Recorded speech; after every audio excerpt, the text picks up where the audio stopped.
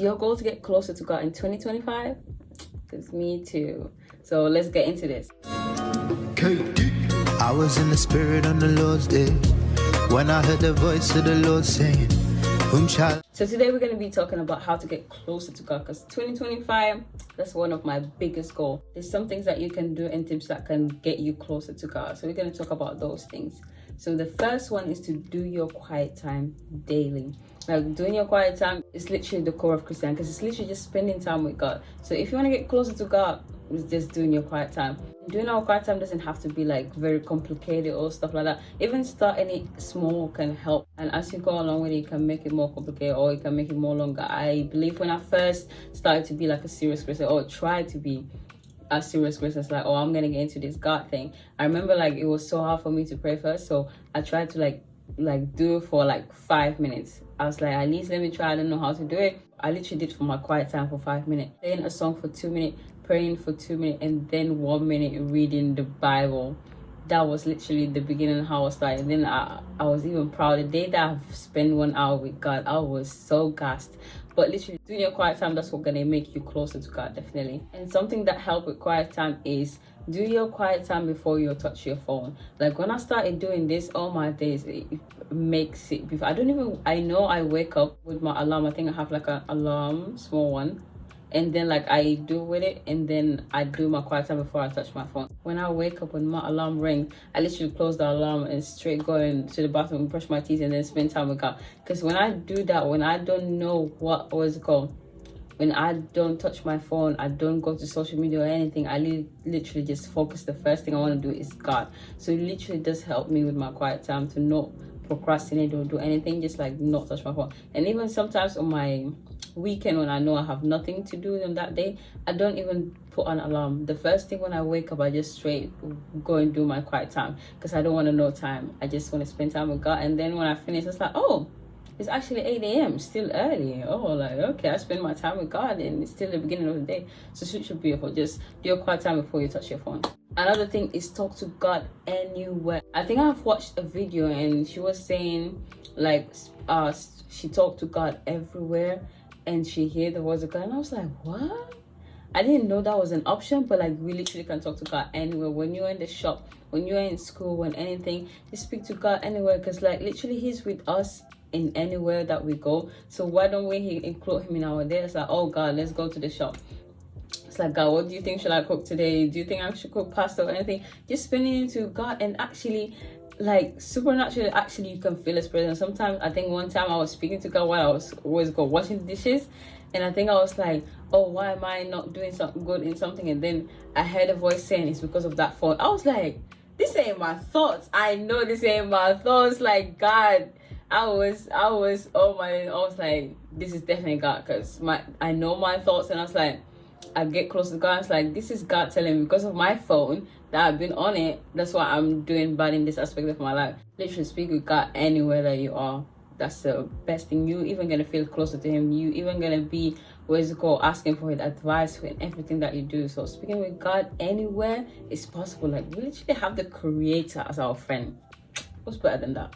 Another thing is implementing the scriptures. And as in James 2:26 say, faith without work is dead. So if you have faith and you say, oh, I'm gonna stop cursing, but you don't say Ephesians 4:29, let not corrupt communication proceed out of my mouth. Like when you see those scriptures, like, oh, it try to implement, like the Bible say, oh, go ye into the world and preach to all nations. It's true that you have faith of the Bible say, but if you don't implement it, it's not going to have a serious effect on you. But implement it, it will be so amazing. Because I believe when I tried to be serious with God, I struggle with the cursing a lot. But the verse that got me through is Psalms 19:14. And that Bible verse speak about the word that I speak might be pleasing in your sight, oh Lord. So that Bible verse, because I was saying it all the time, every time I would be like, I want to say that word, I just say that Bible verse, and actually implementing into my life, that makes so much difference. Like implementing the scriptures, like it's nice to memorize it, but also try to do it. Like Or the Bible said don't curse, try to not curse. The Bible said do outreach, to not try to do outreach. The Bible said respect your parents, do respect your parents. So actually implementing the Bible verses in your life actually can make a huge difference. Another way of getting closer to God is reading one chapter a day. It would be beautiful if you can read the whole Bible in one day, but it's better to build a small habit. Like reading one chapter a day can be more grateful than reading a whole couple of books in one day and then never opening your Bible again. So one chapter a day can really be helpful. And one of the things that helped me to read my Bible daily, or like to have fun while reading, is try to pick a topic or a character that you want to study of. Like one of the characters that I was studying is David, so I'm just like, where in the Bible does David stay? And then I have to try to study that, like every day. Try to read, let's say, like First Samuel chapter 1, chapter 2. Like each day read one chapter until you finish it and you actually have learned. Next is social media fast, because there's so many fasts that you can do, but like social media fast, all my days, especially in this generation that we have social media, anything is really needed. Because especially when I did social media, it was so beautiful that I low-key don't stay on social media a lot anymore, but like of course I do. But like social media fast really does make you see like, oh, I have free time now. Like what should I do? Like pray. That's what you're gonna do. If you're one of the people who stay in social media a lot, you find yourself time drag while you're staying in TikTok on Instagram, which is I literally find myself spending 3 hours in Instagram or something like that. That's why I deleted Instagram. I did like social media fast and it was so beautiful. Instead of the time that I find myself having so much free time when I delete social media. So social media, try to do social media fast. That can help you, and not just do social media and go and stay on what's it called, YouTube short or something like that, but try to do social media, and while you're doing that social media fast, try to read your Bible more, or try to pray more, try to do something spiritual while you're doing that fast. Social media fast can really help.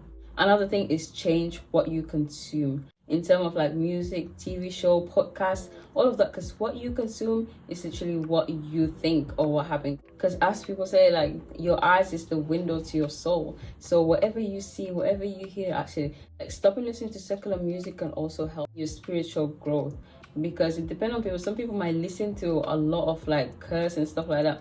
Even sad music that doesn't even have cursing. When you listen to sad music, your literally spirit becomes sad. So literally music have an effect on yourself. Watch what you see and what you hear. Even like TV shows, especially nowadays, everything is being sexualized. And it's a bit sad when you see everything is being sexualized. So controlling what you see is really help. One of the things I used to struggle with, I think, is podcasts. Especially like, should I even say it? So you can, no, I shouldn't say it, because you guys can go and look at it and you shouldn't. But basically it's those kind of podcasts where like they make a lot of what's called sexual jokes and stuff like that. But then I was like, one day I was like, wait a minute, why am I even listening to those stuff? Like they are making a lot of sexual jokes. I was like, even though I like listening to podcasts because there's something in the background, and then I was like, nah, I need to stop this. And then I started like listening to more, started searching for Christian podcasts, and then I found like Heavenly Part is one of the really good podcasts, and just I started to search for more Christian podcasts, and that really, I think it make a difference. Like control what you consume, see what you consume. Is it godly? Is it beneficial in anything? It really does help. And lastly is surround yourself with people who love God. Surround yourself with godly people. Friends can really make a huge difference, because we all know that saying, like, oh, show me your friends and I will show you who you are. Or if it goes like that, show me your friends and I will show you who you are. I don't know if it's correct, but you get the idea. So basically who you hang out with does really make help, because like when you surround yourself with people who are on fire with God, it's like, oh, are you free? Let's go and do outreach. Oh, we're having outreach at 5 p.m. Oh, somebody will just call you. It's like, I have a friend who like, she literally called me and tell me, it's like, oh, what have God been telling you lately and stuff like that. And then we'll be talking about God, and then out of nowhere, it's just like you have that fire on you, like, oh, I want to talk more about God, or what have you. It's like, surround yourself with people who love God, people who actually want to do, people who are going to lead you closer to God. That's going to make the journey so beautiful.